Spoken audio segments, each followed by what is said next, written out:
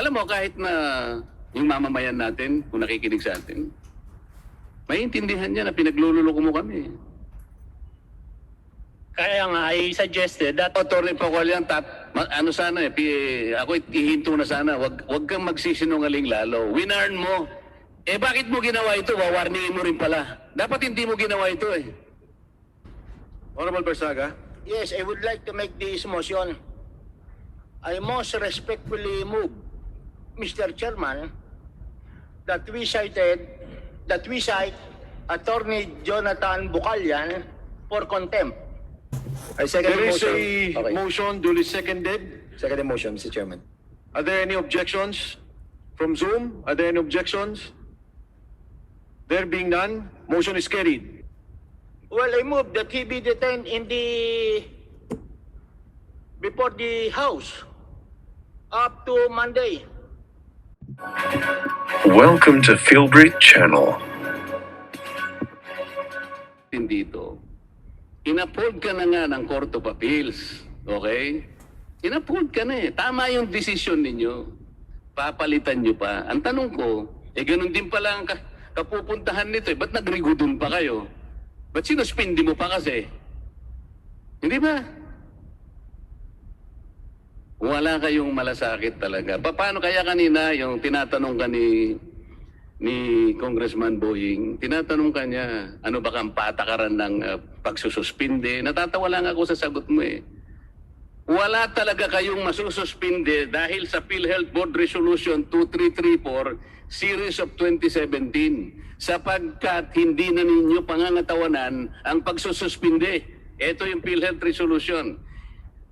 Hindi ba subsisting and enforceable pa itong resolution na ito? Di-revoke nyo na ba ito o hindi?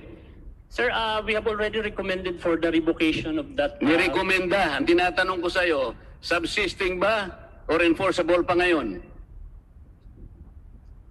Mr. Chair, Mr. No, Congressman. tinatanong ko si Atty. Pocalian. Ano? Alam mo ito eh. Sir, we have already recommended... Pag-aaralan nyo pa lang na i-revoke, di ba? Ngayon mo lang ngayon. Kasi ko natiklo ka na eh. Kaya mo pag-aaralan. Ganyan naman kayo eh.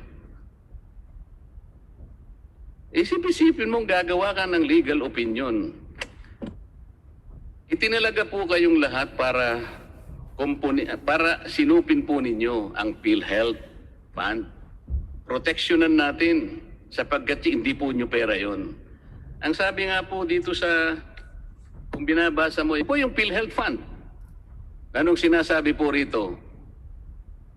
Title 1, Section 1, Paragraph I. Fiduciary responsibility. Anong ibig sabihin nun?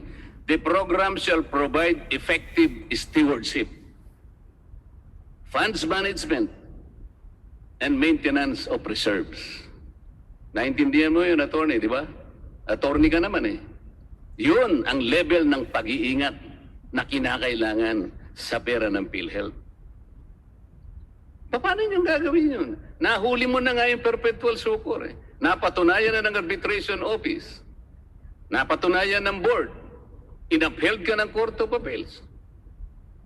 Pagkatapos gagawa ka ng opinion, napaniwala mo naman yung board na kinakailangang palitan. Saan ka nakakita? Bakit korte ka ba? Is the Philhealth Board is a court? Para yung decision ng Court of Appeals, papalitan nyo pa.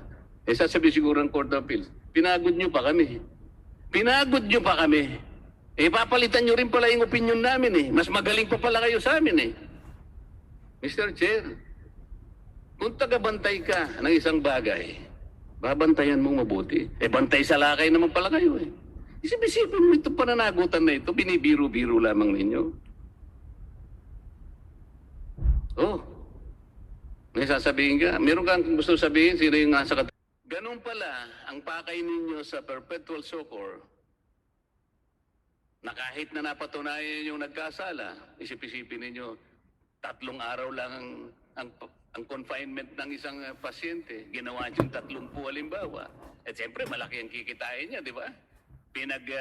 Pinagmamali niya yung mga entries. Falsification. Ayaw niyo naman pala siyang suspindihin. Pinaikot-ikot pa ninyo pati Court of Appeals, babalik din pala kayo doon eh.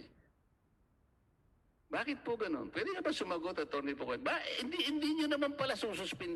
Wala naman pala sa bokabularyo ninyo na suspindihin. O, di ba? Pwede ikot-ikot nyo lang, pati korte. Kagaya din sa Cardinal Santos. Nag-ikutan lang kayo. At palalabasin ninyo, korte ang gumawa. Mr. Chair, palagay ko napakaliwanag ng paikot-ikot na ito eh. Salamat po. Kaya nga, I suggested that Atty. Pocoy, ano sana ako ihinto na sana, wag kang magsisinungaling lalo. Winarn mo. Bakit mo ginawa ito? Wawarningin mo rin pala. Dapat hindi mo ginawa ito eh. Mr. Chairman, Yes. just for the clarification of the lawyers, may mga abogado tayo galing sa Philhealth. Just a very simple question. Can an administrative agency like the Philhealth, even with the approval of the board of directors, can change a decision coming from the court, which is already final and executory? Meron mang president yan na meron ng desisyon ang husgado, final and executory, pagkatapos papalitan nyo pa? Yun, sinasabi ni Honorable Remulla, hindi mo susundin to favor a party. Atty. Pocoy, kindly answer. Sir, according to OGC's legal opinion, it can be done. The You are a modification... lawyer. Ang sinasabi lang natin dito, decision na to ng husgado. Pwede pa ba natin palitan yan? Which is already final and executory? There must be stability insofar as judicial decisions are concerned. Ang nangyayari dito, para namang iba ang batas nyo at jurisprudence sa nalalaman namin. So, simple question. Pwede nyo bang baguhin ang final decision ng husgado? I will recognize- RTC, RTC, or I Court will of Appeals. recognize Attorney Mangawang, who is the corporate secretary. You should have given legal guidance to the board. Yes, Mr. Chair. The board was aware, it was aware at that time of the general rule that a decision that has become final and executory can no longer be altered. But it was also aware at that time that there are 5 exceptions to this general rule. And the board at that time... Okay, balik na lang tayo, simple na lamang. Kung i-alter ba ang decision ng husgado, sino ang mag-alter? In case of fraud, accident, mistake, or excusable negligence, shall it be the court which render the decision or the administrative body? Kaya, sinasabi ko lamang, simple lamang. Kasi may mga nanonood sa ating abogado o nakikinig. O yung mga future lawyers natin, pagkatapos maririnig nila mula sa abogado ng Philhealth, may final decision na, ang husgado, pwede nyo pang palitan. Sino ang mga member of board? Member ng board of directors at the time? Attorney Mangawang? The members of the board at that time, Mr. Chair. Sino ang mga members ng board? Sino yung present? Are you asking who was present during the meeting, Congressman Barzaga? Ng modification or amendment or the change of the Ang unang tanong ko dito, at Honorable Barzaga, all members of the board were present nung ginawa to? Hindi, di ba? Sir, at that time, there were 16 board members. Present.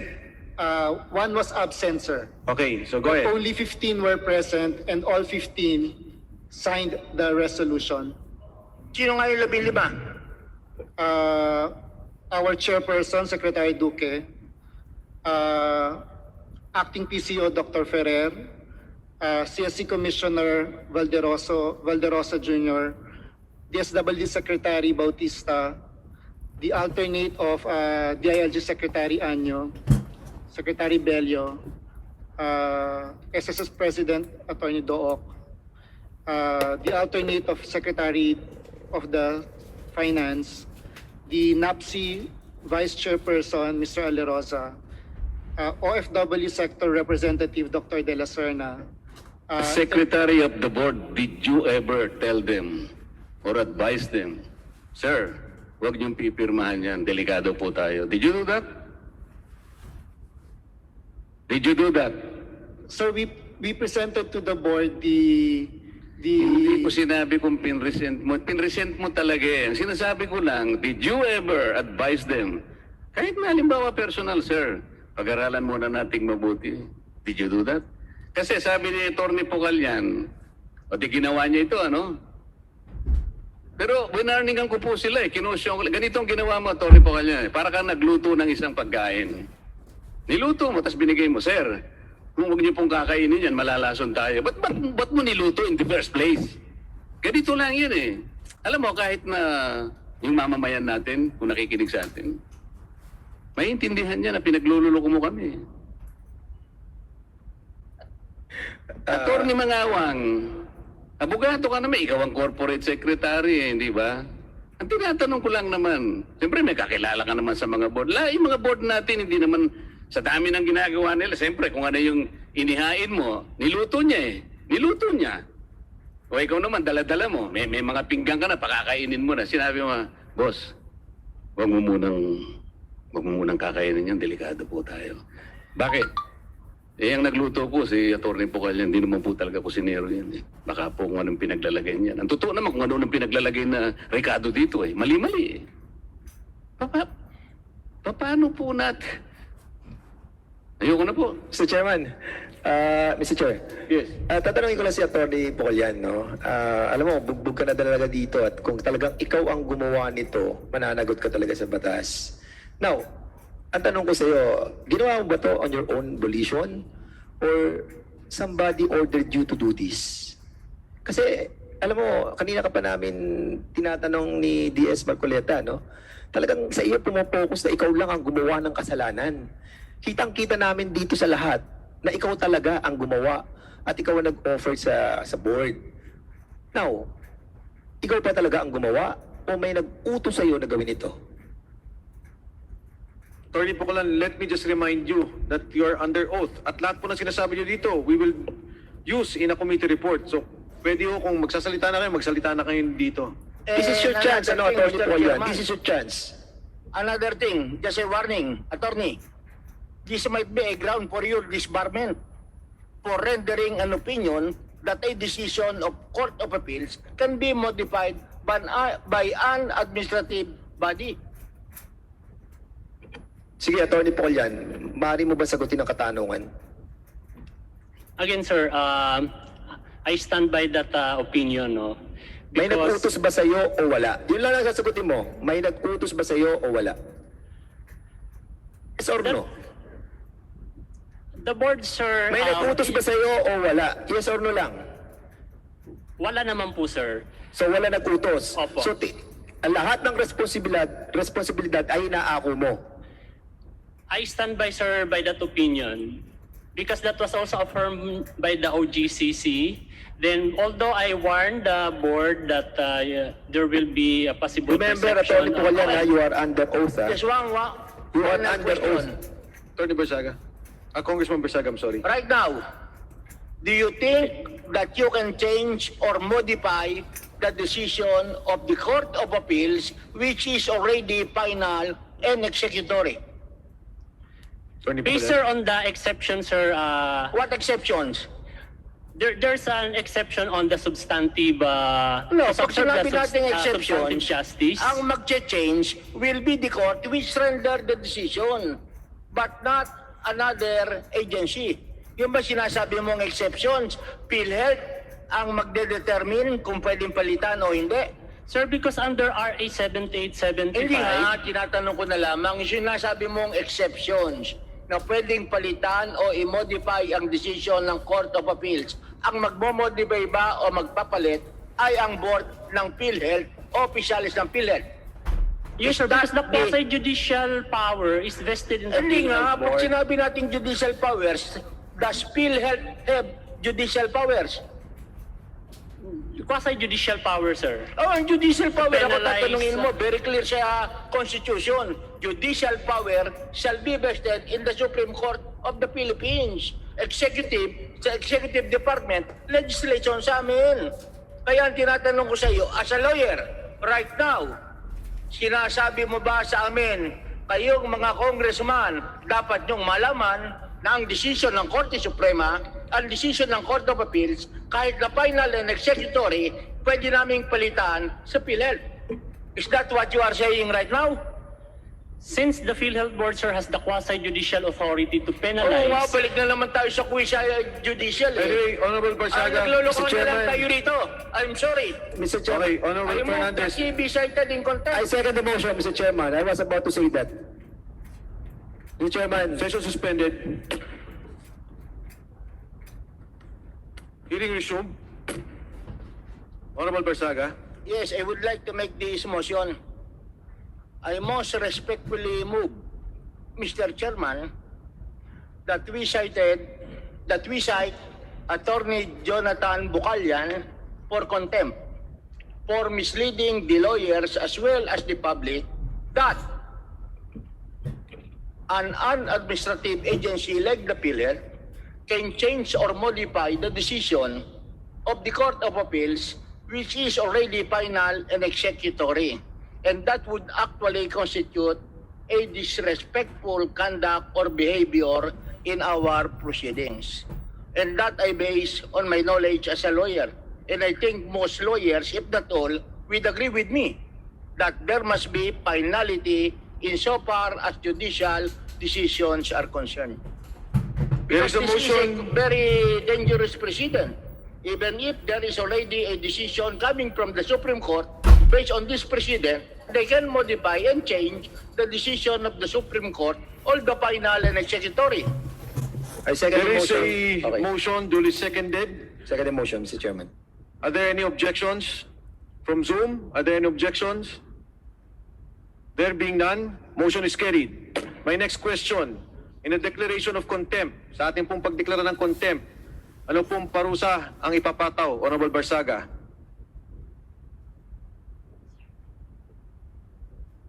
Well, I move that he be detained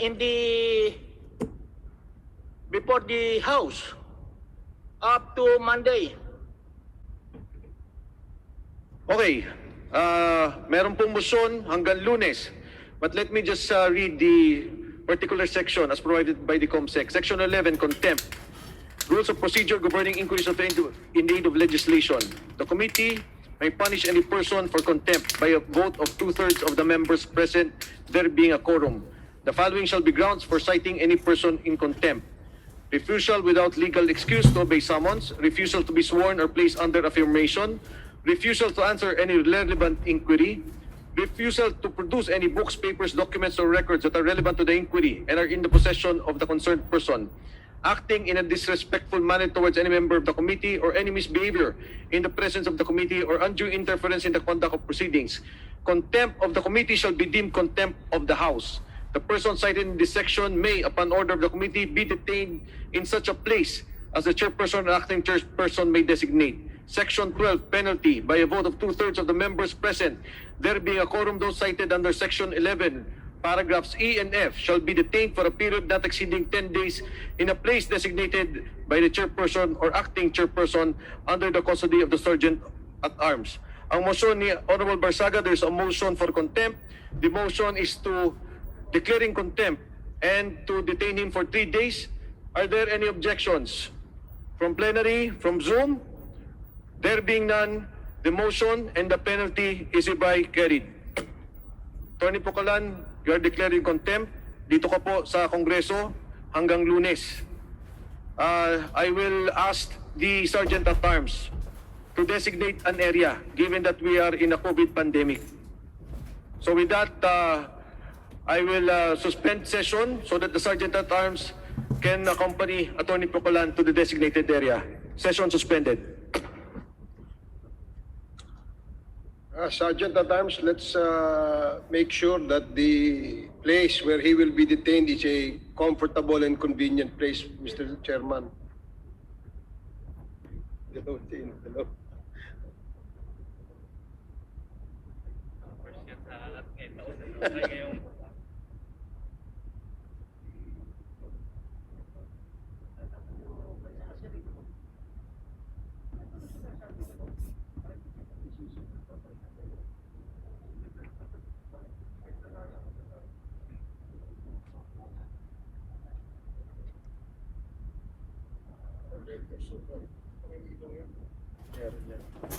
For sure.